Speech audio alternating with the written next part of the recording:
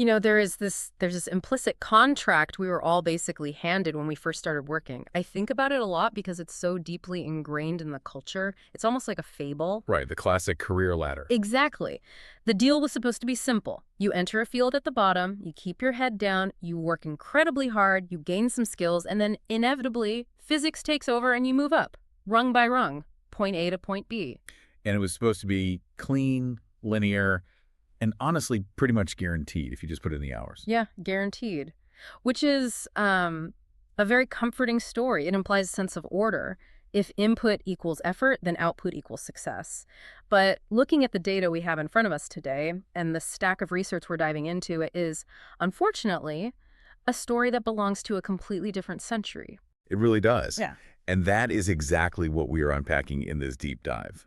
We're looking at why that specific story has collapsed. Because for a lot of people listening right now, people who have done the work, who have the skills, who held up their end of the bargain, that ladder doesn't feel like a ladder anymore. It feels more like a maze. Or honestly, an escape room where the codes to the door just keep changing every 10 minutes. That is a surprisingly accurate analogy. And it explains the frustration so well. If you're playing a game and the rules change mid-play, you're going to lose no matter how skilled you are. And worse, you're probably going to blame yourself. Which is the worst part. So today our mission for this deep dive is to tackle the death of the linear career. We are going to explore why highly qualified professionals, maybe even you listening right now, are feeling a very specific kind of unease. We're going to look at why the ground feels like it's shifting, and crucially, why the modern hiring system seems literally designed to filter out the exact nuance that makes you good at your job. I want to start with the feeling of it. There's a specific term used in the research we looked at regarding mid-career professionals. Quiet career friction. What does that actually mean? Is it just like burnout? Not exactly. Quiet friction isn't panic. It isn't that sharp desperation of unemployment where you can't pay the bills. It's more of a low-grade, persistent hum of anxiety. Like realizing something is slightly off, but you can't put your finger on it. Exactly. It's the realization that while you were heads down, delivering value, doing your job, and being a reliable employee, the fundamental infrastructure of how careers are built just changed around you. Right. It's the sensation of looking up from your desk after, say, 5 or 7 years and realizing everyone else is suddenly speaking a different dialect. You thought you were playing chess, but the board is now go. Precisely. And the friction comes from a structural mismatch. Think about your own career or anyone listening who has been working for a decade or more. Over that time, you build a complex, high-value professional identity. You solve cross-functional problems. You navigate tricky office politics. You manage stakeholders. Right. You become a Swiss Army knife. You become highly capable of handling ambiguity. You become complex. You become a multi-hyphenate, which is what every company says they want. They do say that. But here is the rub. The actual systems that grant access to new opportunities, the hiring platforms, the screening tools, the applicant intake forms, they have evolved in the completely opposite direction. Meaning what, exactly? While you got more complex, the systems got more binary. They've moved rapidly from human review toward narrow, rigid, algorithmic pattern matching. That's the grand irony here. We value humans for being multidimensional, but we use one-dimensional tools to find them. And that is exactly where the friction lives. It's the gap between your actual complex value and your visible, machine-readable value. It creates this heat, this resistance, where you feel like you're screaming into a void. Let's get technical for a second, because people throw around the term ATS or applicant tracking system, or they just vaguely say the algorithm like it's some boogeyman under the bed. What is the machine actually doing when I hit submit? Because I assume it's reading my resume, right? That is a huge misconception. Most people imagine an ATS as like a digital recruiter. They think it's scanning for potential or grit or a culture fit. They think the machine is trying to find a diamond in the rough. But it's not. It is not. It's essentially a risk mitigation engine. Risk mitigation? That sounds like I'm buying insurance, not hiring a human being. In a way, you are. It is designed from the ground up to exclude, not include. When a corporate role gets 1,000 applicants, the goal of the software isn't to find the single best one. It's to eliminate the 950 risky ones as fast as possible. Wow. Okay. So what does the machine define as risky? Anything that deviates from a known pattern. It is scanning for exact keyword matches, specific degree requirements, and, very importantly, familiar job titles. It's looking for a mirror image of what the company has hired before. The familiar job titles part is wild to me because in modern tech or startups, job titles are completely made up half the time anyway. I have a friend whose title at a startup was literally Chief Evangelist of Vibe. And that friend is going to have a very, very hard time getting past an algorithm. That's a massive problem. The system is looking for phrasing that matches past hires. So if your title was unique to your company, say you were a lead sentinel of customer happiness, but the machine is programmed to look for customer success manager, you are invisible. Even if the day-to-day work was identical, even if you used the exact same software and solved the exact same problems. Even if you did it significantly better than a standard customer success manager. The consequence here is that modern roles are fluid. We all do 10 things every week that aren't anywhere in our job description. But the screening tools demand rigid, recognizable patterns. If you don't look like a past hire, you don't get through to a human, period. So it's a self-fulfilling prophecy. The machine hires people who look exactly like the people already hired, which just reinforces the pattern, which makes it harder for anyone with a nonlinear background to break in. Exactly. It creates a complete homogenization of talent. Yeah. And for the listener who has a squiggly career path, which, by the way, is most high performers, it creates a brick wall. The system isn't malicious. It doesn't hate you. It is just brutally literal. This is where it gets really interesting and, honestly, super frustrating. We have a case study in the source material that perfectly illustrates the structural mismatch. I want to introduce everyone to Jordan Mitchell. Yes. Now, just to be clear for the listener, Jordan is a composite profile. It's an archetype based on large data sets of rejected candidates that the researchers call the overlooked operator. Let's paint the picture of Jordan. Jordan has over 20 years of experience, currently serves as an operations manager leading a team of 18 people. So this isn't a junior employee just starting out. This is someone with serious battle-tested tenure. Far from junior. And if you look at the operational wins in the file, they're impressive. Jordan reduced processing errors by 27% through a total workflow redesign, managed complex annual operating budgets, implemented performance tracking that drastically improved delivery times. Basically the exact kind of person you want running your business when things get chaotic. Solid, reliable. Exactly. But in the modern algorithmic hiring market, Jordan is hitting a brick wall over and over again. Why? If the results are that good, why is Jordan getting filtered? Because the machine sees red flags where a human would see valuable context. There are two main filters blocking Jordan. First, education. Jordan's profile lists some college coursework, no bachelor's degree. And for many of these ATS algorithms, that's just a hard stop. Depending on how the recruiter or HR department set the filter, yes, it could be an instant filter out, completely regardless of the 20 years of practical management experience.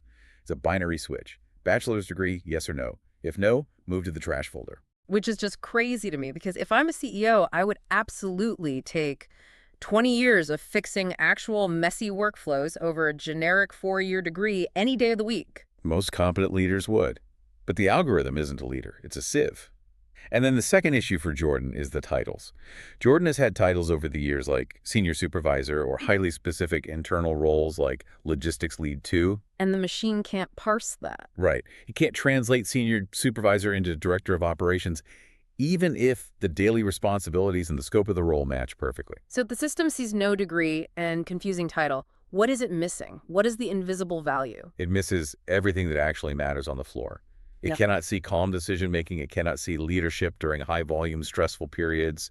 It can't see that Jordan is the one person everyone goes to when the building is metaphorically on fire.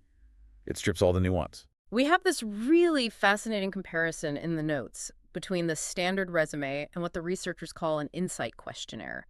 This distinction kind of blew my mind because I think most of us view our resume as the ultimate objective source of truth about our professional lives. It's a critical distinction to make. A resume, structurally, just lists tasks. It describes history. I did X, I managed Y, I increased Z. It is entirely backwards looking. Right, it's an inventory sheet. Exactly. But the insight questionnaire, which is designed to uncover how Jordan actually functions in a role, reveals tendencies. It reveals strengths and alignment signals. It reveals strategy. So the resume says managed 18 people, but the insight says I build systems that allow people to work autonomously and creatively. Bingo. Resumes describe what someone did. They rarely describe how someone thinks. And that is exactly why Jordan is struggling so much. It's not a lack of qualification, it's a complete lack of translation. Jordan is mispositioned, not underqualified. Mispositioned. I think that phrase is going to hit home for a lot of people listening. You're standing in the wrong light, essentially. Or you're speaking a dialect the listener, in this case, the software, just doesn't understand. You're offering complex problem solving to a system that is only programmed to buy keywords. You have the goods, but you're trying to sell them using the wrong currency. Okay, I want to pause here because we've thrown a lot of heavy, somewhat systemic reality at the listener. I want to transition to a recurring segment we do called the Career Reality Check. Let's boil down the complex stuff into the hard truths we've uncovered so far. Sounds good. Let's do it. Truth number one, the ladder isn't linear anymore. Correct. Job titles have become highly unreliable indicators of actual work. Roles are compressing, restructuring, and overlapping. The path is a maze now. Truth number two, experience does not automatically equal visibility. I think this is a tough pill to swallow for the veterans out there. It is the great paradox of the modern career. You can be incredibly valuable, but completely invisible. If your experience is complex, it makes you less visible to an algorithm than someone who has done a highly standard, repetitive job. Truth number three, the rejection you're facing is based on pattern recognition, not personal failure. Yes, rejection is often algorithmic. If you lack the recognizable pattern, you are filtered. It is not an assessment of your worth or your intelligence. Truth number four, resumes flatten multidimensional people. They absolutely do. They strip away your tendencies and your strategy, leaving only historical tasks. And finally, truth number five, alignment matters more than formatting tweaks. Success in this market requires strategic framing and career intelligence, not just changing the font on your header. Okay, so let's unpack that last point. The standard advice you hear everywhere on LinkedIn from well-meaning friends is always just update your resume, or it's a numbers game, just apply to more jobs. Which is terrible advice today. That is reactive. Job searching is usually reactive. Yeah. You see a post, you panic slightly, you tweak a few bullet points, you hit send. It's a game optimized for volume and speed. But you're fighting a machine. Exactly. A machine that can process volume and speed 1,000,000 times faster than a human. You cannot outspam a corporate spam filter. So what's the alternative? How does someone actually map this alignment if they are too close to their own work to see it objectively? Well, if someone's curious about mapping their alignment beyond bullet points, tools like career intelligence reports exist. You can explore that at resumeremixai.com. Okay, so leveraging technology to get a better read on yourself, moving from being reactive to being interpretive. Exactly. It means understanding your capabilities before you ever look at a job description. It's about asking, how do my skills actually cluster? Where am I rare? But that's the catch, right? We are all terrible narrators of our own value. We take our best skills for granted because they feel easy to us. You might think, oh, everyone knows how to reorganize a logistics supply chain under pressure. But they don't. It's a highly specialized skill. And because you undervalue it, you don't signal it. That's why having an external mirror, an interpretive tool, is so important. It provides a smart foundation, finding the patterns across thousands of career paths that you can't see. And then you add the human context back in, your passions, your life experiences, the weird side projects. Exactly. And why this matters is that it helps you identify where you are one of few versus one of many. I love that framing. Break that down a bit. One of few. If you apply for a standard role, the standard resume, let's say marketing manager, you are one of many. Competition is incredibly high. But if you can identify a niche, say, growth marketing manager for B2B fintech with a focus on product-led growth, where your specific weird mix of skills is rare, you become one of few. You have high advantage because the supply of you is low. Exactly. It's about finding the smaller pond where you are the biggest fish. I want to pivot slightly for our final segment here and talk about the psychological toll of this entire process. Because we mentioned earlier that rejection feels deeply personal.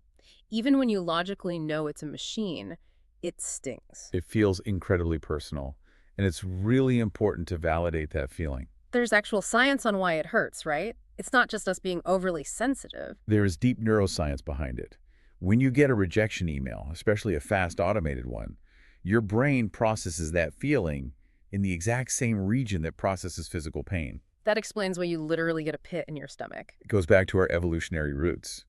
In early human history, being rejected meant being kicked out of the tribe. And being kicked out of the tribe meant you were probably going to die. You couldn't survive alone. So your nervous system is wired to treat social exclusion as a literal life or death threat. So when I get that automated thanks but no thanks email at 2 in the afternoon on a Tuesday, my lizard brain legitimately thinks I'm going to starve in the wilderness? Essentially, yes, you get a spike of cortisol. But we have to intellectually override that response. We have to understand that in this modern, highly automated context, that email is just a software filter failure. It's not a tribal elder banishing you, it's just bad code. It's a script failing to match a string of text.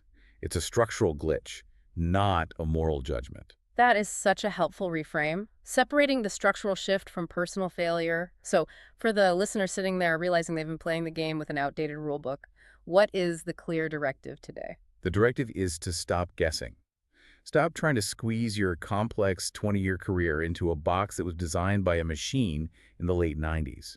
Structural shifts change the visibility rules, but filtering does not equal failure. So, if you want to see your professional profile evaluated beyond just the flat resume lines, go generate your career intelligence report at resumeremixai.com. It's about taking back control of the narrative. I want to leave everyone with one final thought to mull over. We've talked so much about matching your complex skills to the right existing role, but considering how fast industries are overlapping right now, what if the perfect role for your specific mix of skills doesn't even have a standardized title yet? What if your job is to actually define it for them? That is the ultimate advantage of being one of few. Exactly. So keep that in mind the next time you face a wall. Thank you for joining us on this deep dive. Remember, you're not broken. You may just be filtered.